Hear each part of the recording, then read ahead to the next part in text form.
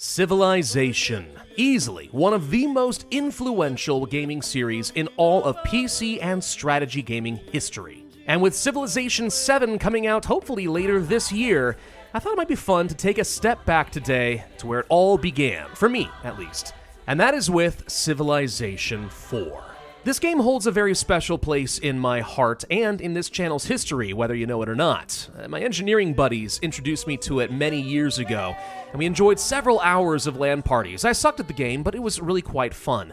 And this was coming at a time in my life when I had really fallen away from strategy gaming. I was big into RPGs, MMOs, first-person shooters, but this game, it rekindled my love for strategy gaming. In fact, in many ways, this channel would not exist if it were not for Civilization 4, even though we've never shown it off on the channel before. And today, we're going to try to fix that. Now, what you're looking at here is just Civilization 4 Vanilla. There are no DLCs installed. This is just my first bare experience into the franchise. And one thing I've always regretted is I don't think I ever played above Prince difficulty for Civilization 4. As I said, I was kind of getting back into strategy. Now that I'm a bit more experienced, I'd like to take a jump back, and even though I haven't played this game in probably 12 years, I'm going to try playing at a very high level. Deity difficulty might be a bit crazy, but if I can do that on Civ 5 and Civ 6, then surely that skill will translate over here, right? Okay, so this seems like a reasonable enough start. Oh, look! Barbarians! Wow, okay. Let's try that again. Okay, third time's the charm. Oh, come on! Right, I've been punished for my hubris. Apparently deity barbarians are stupidly annoying. Let's try bumping this back down to immortal. Can that work? Oh my god. This is gonna be attempt number 8 here, and I am losing my mind. I put about 10 hours into trying to figure this out, and I am getting my butt handed to me. It's fine. I guess I'll just eat a slice of humble pie and maybe back down to Emperor. I really thought my experience with Civ 5 and Civ 6 would translate better here, but what I'm finding is that in Civ 4, there is a very specific build order or priority list you need to follow to stand a chance, and I have not figured it out yet. Let's give this one more go. I am playing as Victoria of England, and this seems like as reasonable a start location as anything. Let's go for it. Found London. Okay, let's talk about our civilization and what we are currently working with. So I'm playing as England, and if we take a look at our civilization, what we'll find is we start with the fishing and the mining technology. Everybody starts with 2 of the early game techs, and these are ours. We also have a unique unit, the Redcoat. But we don't have a unique building, because that did not come with vanilla Civ 4. Instead, that came with a DLC. This is old school, all right? It's very different from Civ 5 and 6. Also, for our leaders, one thing that's interesting about the leaders is there's not really the same kind of asymmetric, super zany, or unique civilization bonuses that you would get in games like Civ 5 and Civ 6. Instead, every leader has 2 personality traits, which really define their playstyle. Victoria is expansive, which means we get extra health in a city, which is good in the sense I don't have to worry about it. But mostly I care about the double production speed of a granary. This is very important because it's such a good building, and you'll see why in a bit. We also get extra money on plots that already have 2 gold. And I used to think this sucked. It actually is phenomenally important. Why? Well, because money not only is going to help sustain a large military, it's directly tied to your research. If you look up here at the research in the top left, you can see I'm spending everything I've got on research right now. I'm making no money whatsoever. If I pull back on this, though, we actually can make some cash. Now, I don't want to do that. I want to make science. But if you ever find yourself in a position where you have a severe deficit and you're about to go bankrupt, what do you have to do? Pull back on your science. And if you're slow in your science, then that means that the AIs can get ahead of you. And that's no good. Now, in London itself, I'm kind of happy with the situation I've got. I'm going to go ahead and start immediately training up a worker to upgrade a couple of tiles. It'll take about 10 turns to do, and I want to research agriculture. We should have that in about 6 turns because I'm playing on a quick speed instead of standard, which I know you should never do, but at this point I'm getting impatient. We're going to try to work some of these corn tiles as quick as we can. Starting with stone is... It's okay. I mean, it's good in the sense that I would like the extra production. It's bad in the sense that I'm going to have to get masonry as a technology. But okay, that's fine. What I really want to do, though, is get agriculture so I can start farming and then work myself to pottery as fast as I can. Really want to get pottery so I can get that granary. Beyond that, though, once that's done, bronze working becomes a high priority to reveal the copper and unlock the axeman. And most importantly, this is going to sound weird, slavery. Slavery is very, very powerful in Civ 4. They removed it from Civ 5 for completely understandable reasons. But in Civ 4, yeah, the high difficulty, I don't know how you get away with not using it. It's so important. Oh, we've already met the Mongolians. Oh, good. Good. They're to my north, huh? Well, this isn't going to be a problem at all. One thing I'm going to do that I have kind of figured out from all of my failed attempts here so far is I really think I need to get a lot of military units to fog busts. That is a technique where you deliberately place your units in an area to reveal the surrounding area so barbarians cannot spawn in your field of vision. Very, very useful technique. A little expensive because I have to have a lot of military units. Buddhism was just found in another land. It turns out in Civ 4, religion is very, very straightforward. All you have to do is be the first to research some sort of a technology, and then boom, yeah, you get the religion. There's really nothing to it. Okay, so we've got this. I'm gonna go ahead and start training up some warriors now so I can fog bust. Let's move over here and start working on these farms. I do like seeing these floodplains over here. This does mean that as I grow, I should be able to get a lot of food going. And as long as we are not training a settler or a worker, we will be gathering food and growing. Whenever you're training either of those, you don't grow at all. So choosing to build either one of these slows down your economy. You really have to hope you're going to get some sort of a benefit that makes it worthwhile. And in my case, I think that I am. I do see this gold over here, and I'm thinking this could be kind of nice. I'd like to know if there are any other resources nearby so that I could justify founding a city very easily. Okay, lions and tigers and bears have been found over here. Right. That's another fun thing about Civ 4. The early barbarians are actually wild animals, not people. I know, kind of crazy, but there you go. We got very lucky to survive this just now, and we met Greece. Yeah, because Alexander the Great isn't a conqueror or anything. Okay, yeah, if we settled up over here, we would be able to get some fish and some gold online pretty easily. That could be good for me. Lots of open space, lots of jungle down here. I do not want to settle down by jungle. You have to get iron working to actually chop this stuff down, so that would not be beneficial. All right, I think I'm going to sit right here with this warrior because this is a very wide fog bust. I'll need to get some additional warriors parked down over here on the hills for the extra vision. Maybe up here, maybe up here. And I'm thinking another good settling location might be along the coast. Like, let's say right over here. All right, we get sheep, we get fish. Lots of growth opportunities, a few hills that I can turn into mines, lots of forest to chop. Not bad. Now, I know I have the wheel. I could start building roads everywhere. Not a lot of incentive to do that right now, though. It's far more important I get my high-value tiles online. Let's continue growing so we can get this done in 2 turns in... Actually, I'm going to get 2 turns regardless. Oh, well, in that case, you're doing fine. Keep it up. Yeah, I want to make sure that the high-value tiles are done. We're only really going to be working like 5 tiles in a city at most, probably. You can't go higher than that, obviously. But we're very heavily limited by our happiness, which right now is only 4. So that's not very good. If you get more than that, though, people start getting upset because you get all crowded and blah, blah, blah. It's just no good. So, yeah, about 4 is probably when I'll want to stop. That might be about when I want to start training up a bunch of settlers and maybe some more workers. Pottery is done. Excellent. We'll put some stuff into that later. Let's go ahead and work on that masonry just so I can get the stone online. We could start placing down cottages now instead of just farms. I'm thinking I may want to stick with the farms for the moment, so we will do that. What's a cottage? Well, a cottage is going to increase the value of a tile by 1 gold. Which does not sound like much. However, remember, with my special traits of financial, if I have 2 gold on here, which I will with a cottage, it actually becomes 3. So this would become a 3 food, 3 gold tile, which isn't bad. Now here's the problem, right? And this is one thing that's very counterintuitive, I find, about Civ 4. Right now, 100% of my commerce is being devoted to research. I will not get any gold that I am receiving from these tiles unless I start allocating some commerce to gold generation, right? So that's one of the reasons you want to have those high gold tiles, though, is that you only have to reduce research by like 10 or 20% in order to cover your economy.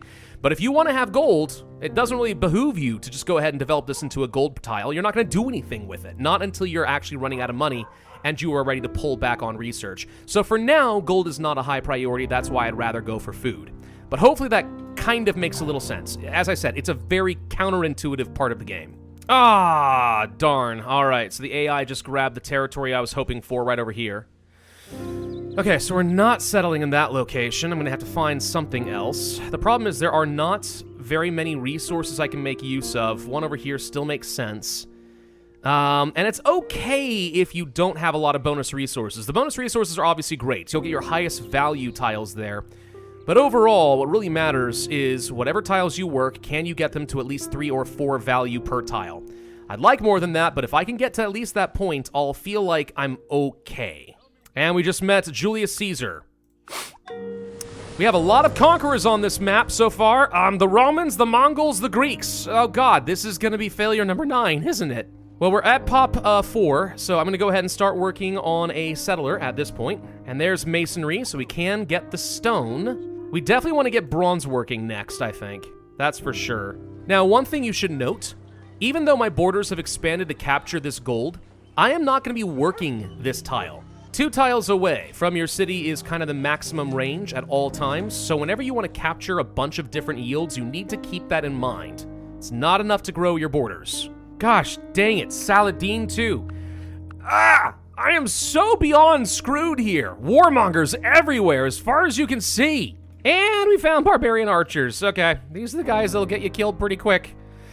I'm not happy about that. So barbarian archers are really dangerous. If you are not parked on a hill with some fortified warriors, you're definitely dead. Even then, there's a decent chance they can still kill you.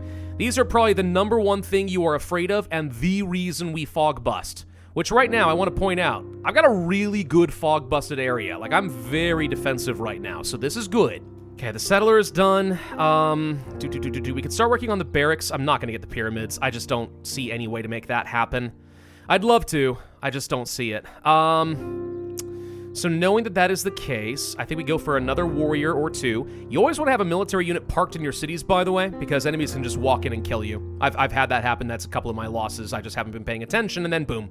I am suddenly very dead. Okay, that warrior is done. I'm going to go ahead and get another settler. We're just going to go ahead and try to do this. Now, every city we settle down is going to start costing me a lot of money. Be aware of that. So rapid expansion is actually a good way to start having to pull back on your science because you ran out of cash. Bronze working is done.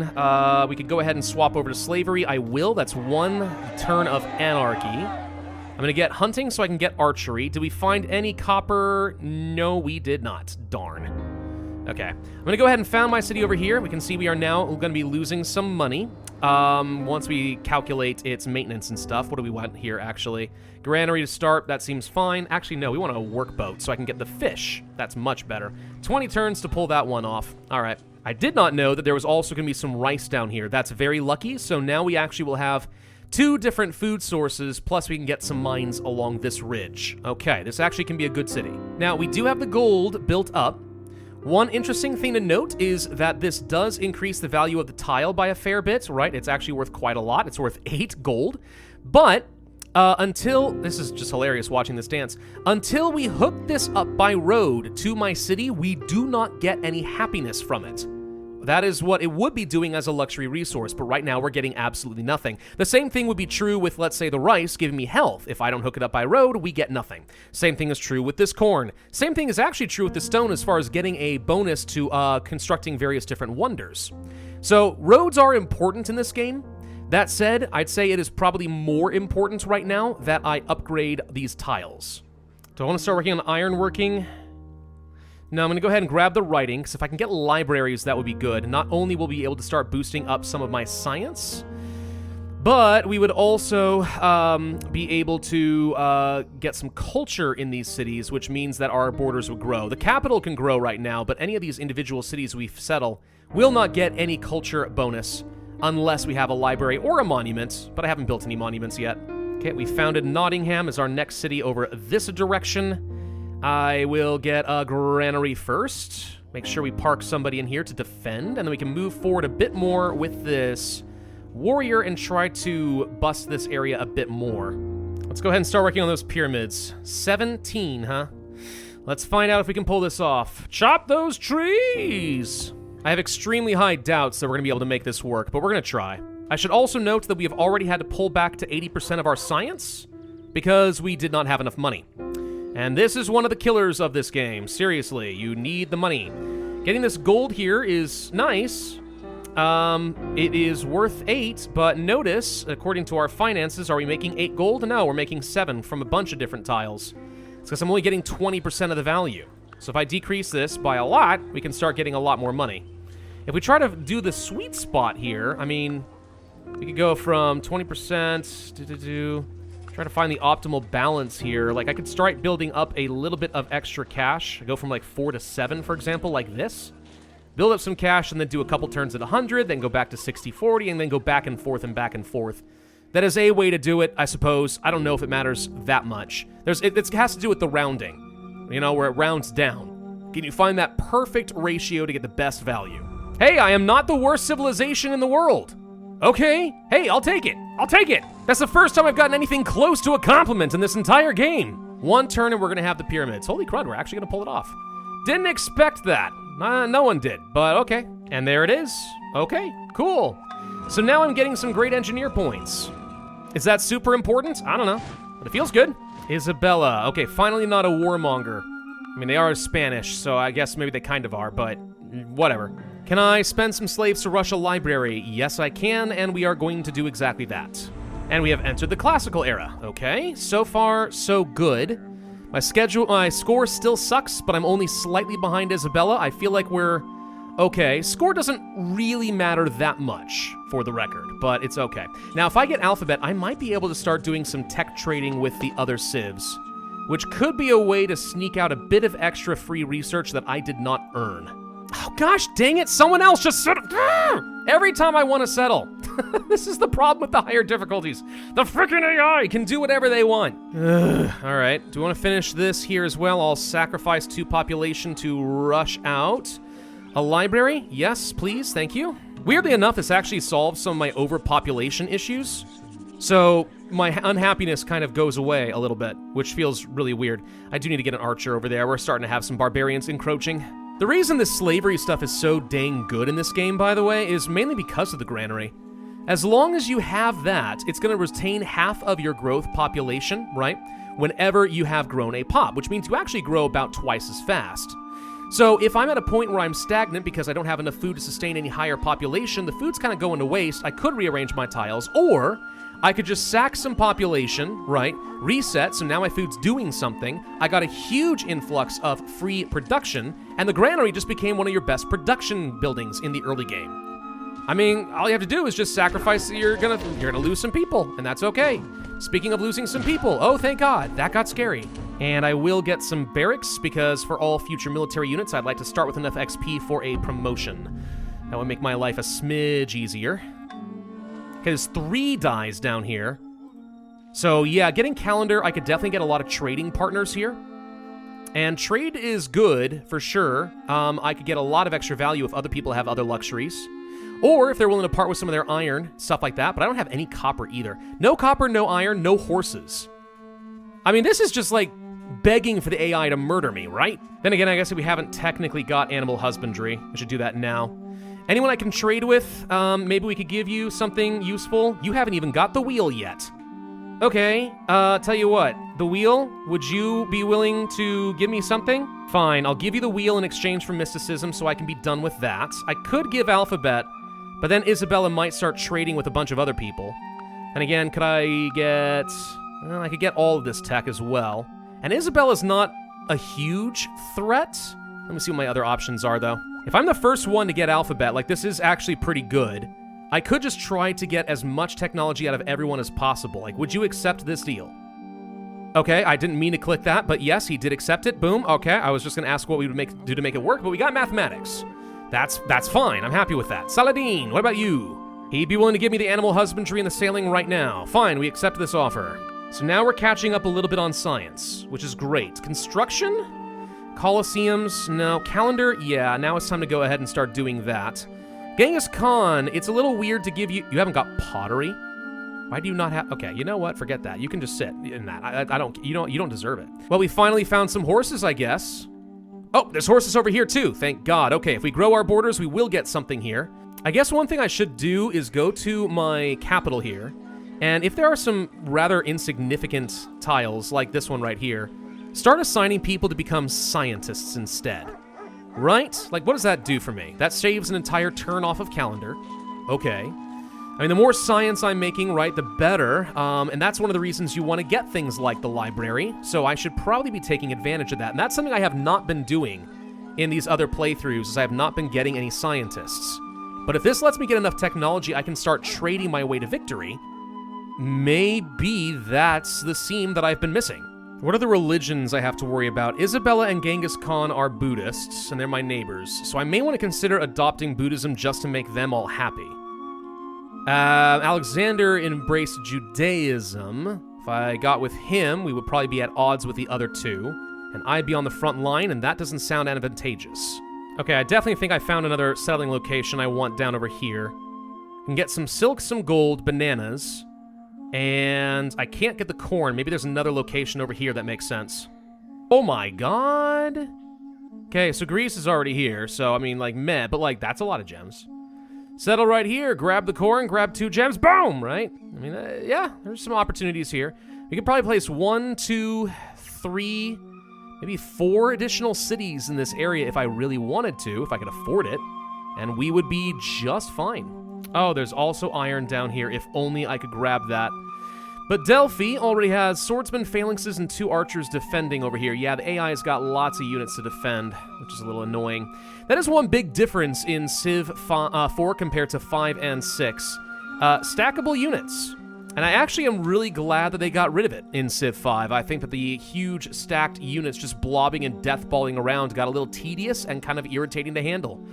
So, yeah, that was a good change in my opinion. Ooh, we got our first great person. Great scientist. Hold on. We can construct an academy. Wow, okay. 4 culture, 50% more science. Or we could discover compass, or we could just go ahead and get 6 beakers. 50% science? I mean, let's think about that. In this city, we're generating what exactly? I don't know if it's a matter of boosting up the city's science or just total science. I think that I would get like an extra 50% modifier on top of like 11, so this would be worth like 6.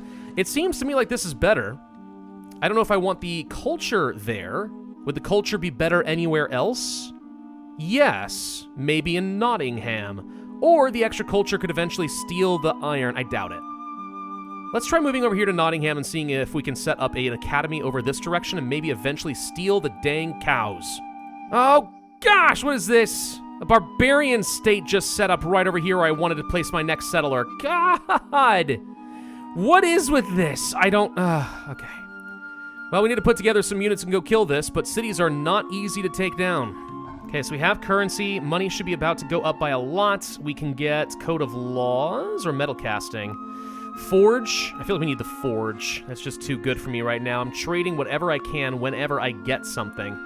And yeah, we can actually bring metal casting down 7 turns if I do this, and I'm only losing 1 gold per turn. Reasonable. Also, we can now start building markets. It's going to take a while, but 25% more money could be nice. Also, the ability to turn citizens into merchants. Fur, ivory, silk, whales. I don't really have any of that, so none of that's especially helpful, but that's fine. Borders have grown. We can now grab all of the dyes. Good. Gonna found the city of Canterbury over here, so we can control some more horses. And the barbarians are over here with, it looks like 3 archers. The funny thing is, if we capture this, we actually would get the city. So if I capture this and build a library, I'd still get a lot of the things I want, not the bananas. So I don't really love it. We'd probably prefer to raise it, but I mean, like, it would be an option. That said, archers are really good at defense. So if I were to attack this, I can only imagine this would go poorly. If I click on this unit and say I want to move here, 3.2% chance of success. Yeah, they would obliterate me. What I really need is iron, so I can get, you know, some swordsmen. That'd be great. And there's the metal casting. Okay, so now we have access to the forge. That can boost up my production by a pretty hefty amount. Literature, I don't think is going to be helpful right now. Construction, maybe. Monarchy, minery. Code of Laws would let me get the courthouse so I can save a lot of money. I don't think anything else. Maybe machinery for crossbowmen would make some sense. I'm going to get probably the Code of Laws first, but then we'll want to get things like machinery. We did steal the cows from Genghis Khan! Ha-ha! And it looks like the Greeks did destroy the barbarian city. Are they capturing it? They captured it. They did not raze it to the ground. All right, so they are going to have a city over here in just a bit. Buddhism has spread to my lands. Okay, yes. I think this makes sense. My neighbors will like me for it. Alexander won't, and that could be a problem. And frankly, considering Isabel and Genghis Khan are also weak, maybe I should have accepted Judaism, but whatever. We've made the choice. It is what it is. We are now 500,000 souls large. That's not very big at this stage of the game. I'd rather be closer to double that right now, but okay. If I get feudalism, I could get a couple of different things. I think serfdom could be good. Workers build improvements faster. If I'm not using slavery, that's not bad. Plus, we would get, what was it, vassalage? New units get extra experience points, 7 free units. Very expensive. If we wanted to go to war, that would be great. Yeah, Genghis Khan has completely fallen off at this point. We are getting a lot more technology than they have. So this is good. Maybe we could actually get to a point where I can start eating them, which is why I want to get these forges done so that I can start training up units. Tell you what, this is where the slavery comes in. Finish the forge a turn faster so we can start getting some units. Same deal over here. Finish it up, please. And maybe we can start training some more units. What do I want? Horse archers would be kind of an okay counter to a lot of things, I suppose. They don't get defensive bonuses, which is one thing that kind of sucks. But, you know, yeah, they can do a fair bit of damage, and they're fast. Let's start training up some catapults and horse archers. Catapults and horse archers. Gonna start getting these catapults over here, plus a bunch of horse archers. It'll be very ironic if I'm able to take on Genghis Khan with horse archers, don't you think? I really, really, really need to be getting myself some copper or iron, though, if I want to get some good units. Very badly need to have that. Are you sure you wouldn't trade me some copper? What do you want? The horse? Oh, now you'll accept the horse. Yes, this is a fine deal. Okay. Looking at Genghis Khan. Oh, God, he's got a lot of units. Okay, he's got lots of swordsmen and axemen and spearmen. Unsurprisingly, lots of damage from melee units.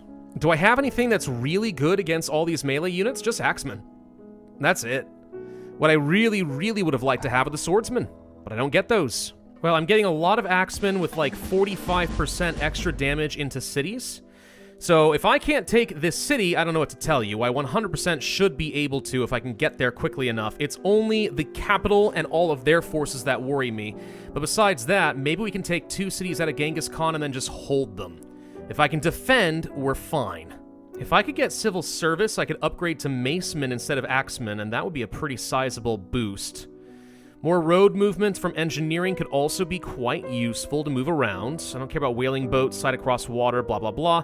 Knights are obviously very good, but I need iron for that, so that won't help me immediately. Banking would be good, paper would be good, I don't know, pacifism. Someone already has Taoism. I don't know how they got to philosophy already.